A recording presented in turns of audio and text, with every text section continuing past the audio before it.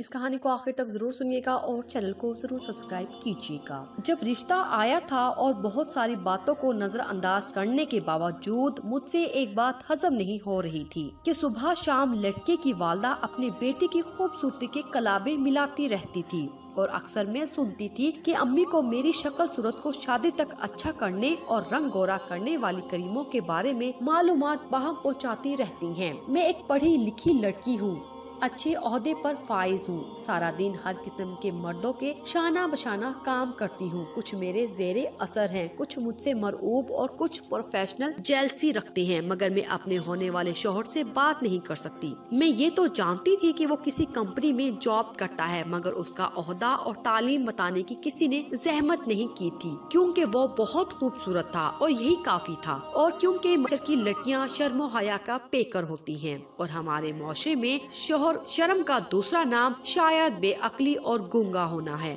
मैं सब कुछ सहती रही। मैं मानती हूँ कि मैं अपने खानदान में तमाम भाई बहनों से शक्लो सूरत में सबसे कम थी। शायद यही बात अम्मी को मेरे रिश्तों से इनकार की वजह समझ आती थी, क्योंकि अम्मी पहले कभी इस तरह रिश्तों के लिए परेशान नहीं थी।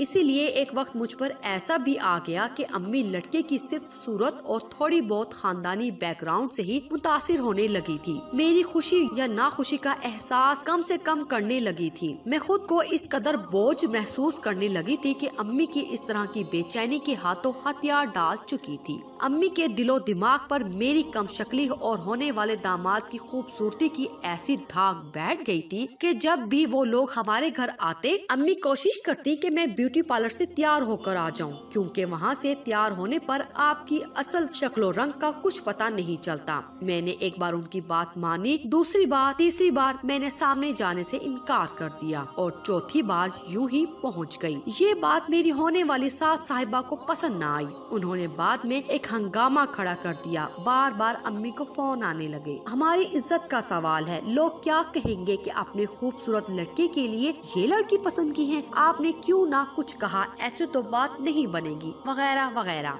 अम्मी बेचारी भी क्या करे, लड़की की माँ होना तो वैसे भी एक इम्तिहान है, ऊपर से वो बदसूरत भी हो। मुझसे अम्मी जान ने कई बार इल्तिजा की, कई बार मुझ पर सख्ती की, मगर मैं भी अब कौन सा उनके काबू में थी। खुद ही तो कहती थी कि मेरे दीदे हवा हो गए हैं। मैं खुद को हर वक्त एक अफसर समझने लगी हूँ। कौवा चला हंस की चाल, और दूसरे को भी याद करवाना अपना फर्ज समझती हूँ कि उनकी चाल चलन भी कुछ अच्छी नहीं। खैर, शादी करीब आ गई, मेरी बहनें चली आई, बात संभाल ली गई। हमारी बहन को इतना खूबसूरत शोहर मिल रहा है। भाई बहन बड़े खुश थे। बड़े भैया जो खुद नहीं आए थे, सिर्फ होने वाला दूल्हा की फोटो देखकर दो टोक लहजे में अम्मी को फोन पर कह चुके थे। मुझे हैरत है कि इस लड़की की तारीफ में आपके पास सिर्फ उसकी अच्छी शक्ल सूरत है, ये आप अच्छा नहीं कर रही, जैसे आपकी मर्जी। ये क्या बात हुई? मैंने दिल में सोचा कोई लाठी या डंडा वगैरह लेकर आते और चिंगारते कि ये शादी नहीं हो सकती तो जरा बात बनती। अम्मी ने तो उनका एतराज एक कान से सुना और दूसरे कान से निकाल बाहर किया। आखिरकार शादी का दिन आन पहुंचा। मैं कराची के सबसे महंगे पार्लर में दुल्हन बनने चली गई। वहीं पर पता चला कि मेरी होने वाली जेठानी आई हैं। उन्होंने आते साथ ही मुझे सजाने संवारने वाली लड़की को खूब हदायत देनी शुरू कर दी। देखो, मेकअप ऐसा होना चाहिए कि लड़की का रंग गोरा लगे, किसी मशहूर हीरोइन की लुक आ जाए तो मैं तुमको दुगनी टिप दूंगी। मैं बैठे बैठे बिलबिला गई। दिल की धड़कन एकदम बेरब्त हुई और जुबान लड़खड़ाने लगी। तैयार होकर जैसे ही शादी हाल में दुल्हन के कमरे में पहुंची, मेरी होने वाली सास साहिबा हड़बड़ाती आ गई। उन्हें मेरा मेकअप बिल्कुल भी नहीं पसंद आया और उन्होंने वहीं जेठानी को डांटना शुरू कर दिया।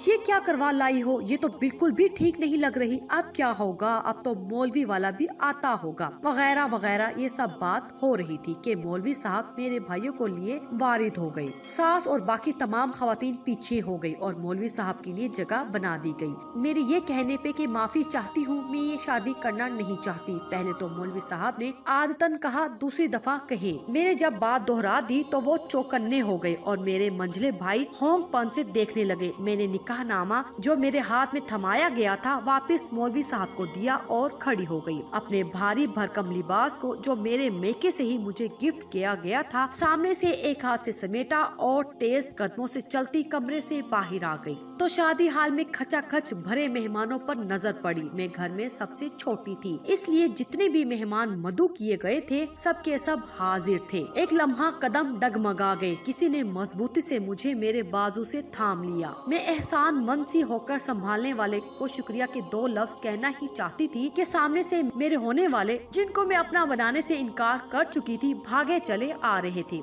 ये क्या बदतमीजी है, ये क्या हो रहा है। उन्होंने आते ही साथ बदहवासी से कहना शुरू कर दिया। वाकई खूबसूरत तो बहुत है, मैं भी उनकी खूबसूरती से मुतासिर हुई। मेरी होने वाली साथ साहिबा रोती रोती उनसे लिपट गई। देखो क्या तमाशा किया है इस लड़की ने हमारे साथ। होने वाले साहब ने अभी बोलने के लिए मुंह खोला ही था कि मैंने अपनी भारी भरकम अंग्रेजी लहजे में उनसे कहा, आपको जो भी कहना है मुझसे पहले वक्त ले, मुझसे फिर बात होगी। बात पूरे हाल में फैल चुकी थी और तमाम नजरें मेरा पीछा कर रही थी। मैं मजबूत सहारे के साथ बाहर निकली। मंजिले भाई गाड़ी निकाल कर ले आए थे और मुझे घर रवाना कर दिया गया। हाल में क्या हुआ, किस तरह हुआ, ना तो मैंने किसी से पूछा और ना ही किसी ने मुझे बताया। दूसरी सुबह मेरी मैनेजर, जो कि खुद भी शादी हाल में थी, का फोन आ गया। तुमने शादी का ड्रामा सिर्फ इसलिए किया था कि तुम्हें छुट्टी मिल जाए, लिहाजा मैंने छुट्टी कैंसिल कर दी है, फौरन ऑफिस आओ। मैं यही चाहती थी। शुक्र है खुदा का कि मैनेजर ने खुद ही कह दिया। ऑफिस पहुंची, सब नॉर्मल था कि अचानक सब ऑफिस वालों ने बैठे बैठे तालियां पीटना शुरू कर दी और मेरी इस हरकत पर काफी मसरूर हुए।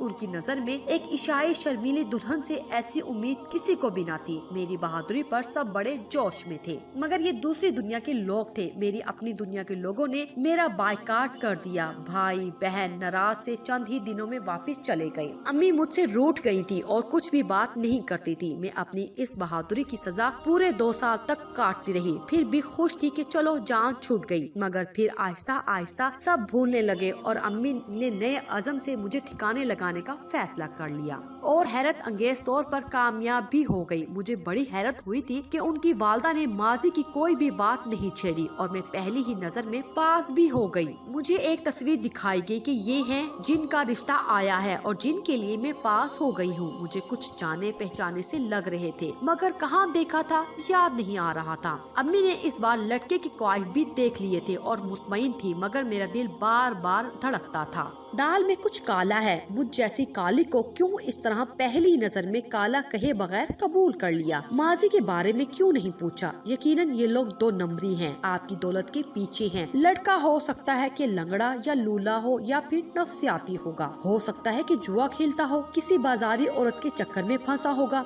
वगैरह वगैरह। अम्मी हल्के हल्के मुस्कुराती रही तो मुझे और बेचैनी लग गई। अम्मी मुतमईन लग रही थी। अम्मी के ऊपर इन लोगों ने जादू करवा दिया था। मैंने थक हार कर सोचा, रातें तो काली थी ही, अब दिन भी काले लगने लगे थे। हर बात पर 1000 बार सोचने लगी। हर तरफ लोग मेरे मुस्तकबिल को काला करने पर तुले नजर आने लगे और बार बार तो मैं पार्लर का खर्चा करने से रही और हर बार तो ये भी अच्छा नहीं लगेगा कि मैं शादी हाल से भाग लूं, लिहाजा उन साहब से ही बात कर लेती हूँ, खुद ही बात सामने आ जाएगी। एक दिन ऑफिस से उनके ऑफिस का नंबर मिला लिया। बड़ी तगदो के बाद वो फोन पर आए। मैंने बात शुरू करने के लिए मुंह खोला ही था कि दूसरी तरफ से गंभीर लहजे में कहा गया, आपको जो भी कहना है मुझसे पहले वक्त लें, फिर बात होगी। ये कहकर उन्होंने फोन बंद कर दिया। मैं हैरान रह गई और धमाके के साथ मुझे याद आ गया कि मुझे थाम कर गाड़ी तक पहुंचाने वाला वो मजबूत सहारा कौन था।